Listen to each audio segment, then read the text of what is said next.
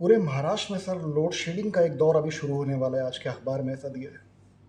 तो क्या है इसकी वजह, क्या लगता है आपको कि सर विदर्भ। मैं तो विदर्भ के बारे में बोलूँगा कि 18,000 मेगावाट जहाँ बिजली पैदा होती है और 2,000 मेगावाट ही जहाँ यूज़ की जाती है, तो 16,000 मेगावाट बिजली गई कहाँ कहाँ जाती है ये।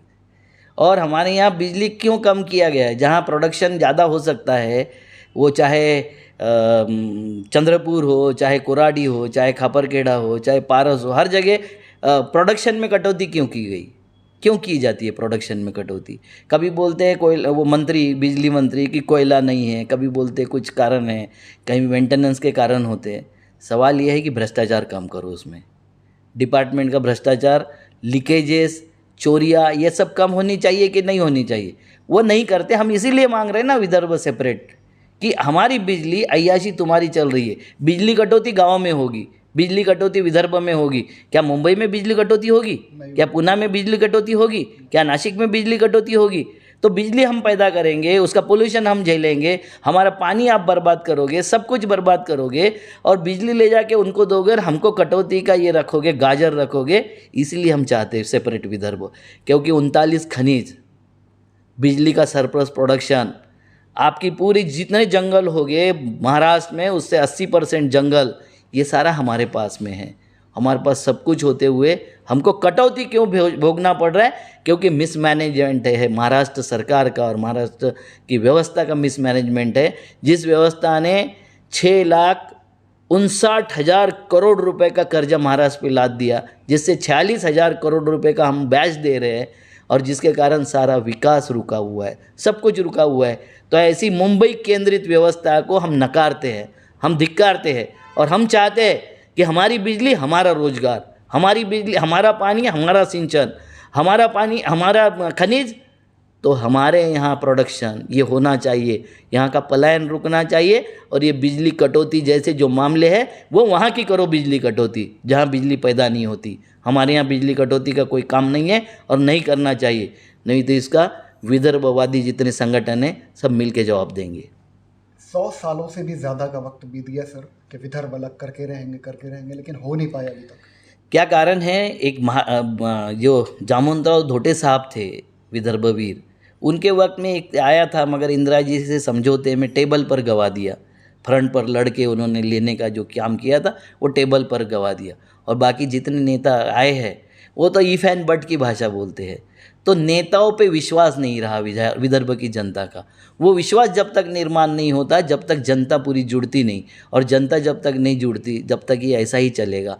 हमारे यहाँ के महाराष्ट्र के सबसे, मतलब विदर्भ के और नागपुर के सबसे बड़े नेता बीजेपी के, वो बोलते हैं कि नागपुर की नहीं, विदर्भ की जनता हिजड़ी है, और ये हिजड़ी जनता कभी विदर्भ का बच्चा पैदा नहीं कर सकती। जिन्होंने 5 साल पहले विदर्भ के नाम से वोट मांगा था, जिन्होंने ये प्रतिज्ञा ली थी कि मैं शादी नहीं करूंगा अगर विदर्भ सेपरेट नहीं आएगा, किसी ने कुछ बोला, किसी ने कुछ बोला, और वो सारे नेता सत्ता भोग रहे, और अब उनको विदर्भ से एलर्जी हो रही है। विदर्भ मांगने वालों को उचक्का बोलते हैं। विदर्भ मांगने के लिए डेपुटेशन जाता है, उनको बोलते हैं कि मोदी के सामने तेल लगा के जाना।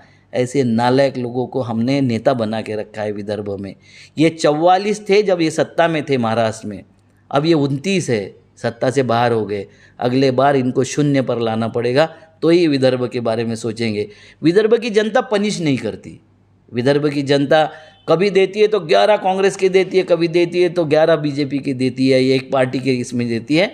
विरोध में वोट देना विदर्भ को सीखना पड़ेगा, अपनी प्रतिक्रिया में वोट देना सीखना पड़ेगा, अपनी क्रिया में वोट देना सीखना पड़ेगा, और अपनी समस्याओं पर वोट देना सीखना पड़ेगा। अदरवाइज 35,000, ये बताते हैं 114 शहीद हुए, विदर्भ के आंदोलन में भी 19 शहीद हुए हैं, और 35,000 किसान भी इसी अव्यवस्था के शहीद है, जिस अव्यवस्था को मुंबई ने और दिल्ली ने हमारे ऊपर यानी थोप दिया है। उस व्यवस्था का और कितने शहीदी चाहते हैं मुझे नहीं पता, मगर अगर तेलंगाना और आंध्र 2 राज हो सकते हैं, हिंदी के 6 राज हो सकते हैं, तो मराठी के 2 राज क्यों नहीं? हम देश नहीं मांग रहे, हम अलग देश नहीं मांग रहे, हम राज्य मांग रहे। और राज्य मांगना कोई गलत बात नहीं है। एक परिवार के 2 भाई, जब एक को लगता है कि मेरा इस व्यवस्था में विकास नहीं होगा, तो वो भी हिस्सा मांगता है कि नहीं मांगता है? वो भी बोलता है कि मुझे सेपरेट चाहिए, मैं अलग रहूँगा। तो अगर विदर्भ के ऊपर इतने सारे अन्याय होने के बाद अगर विदर्भ की जनता बोल रही है कि हमें अपना दे दीजिए, बाला साहब ठाकरे जी ने भी कहा था वहाँ के रामटेक की मीटिंग में कि अगर 5 साल में मैं विकास नहीं कर सका तो मैं आपको स्वतंत्र राज्य देने के लिए मैं आंदोलन करूँगा। मैं उद्धव ठाकरे जी से आग्रह करता हूँ कि बाला साहब एक वचनी वैसे आदमी थे, आप भी उनके वचन पर कायम रहिए। और बीजेपी को मैं पूछना चाहता हूँ कि शिवसेना की वजह से आप नहीं दे रहे थे ना, अब तो शिवसेना आपके साथ में नहीं है, शिवसेना से बदला लेने का तो बहुत अच्छा मौका है भाई आपके पास। तो आप भी बताइए, आप गद्दार हो या विदर्भ के प्रति वफादार हो, ये जनता को बताइए और समझाइए। ये जो गाली देते हो आप, हिजड़े, नपुंसक और ये और वो सब आपके ऊपर लागू होती है, क्योंकि आप भी उसी विदर्भ में रहते हो और वहाँ से नेतागिरी करते हो।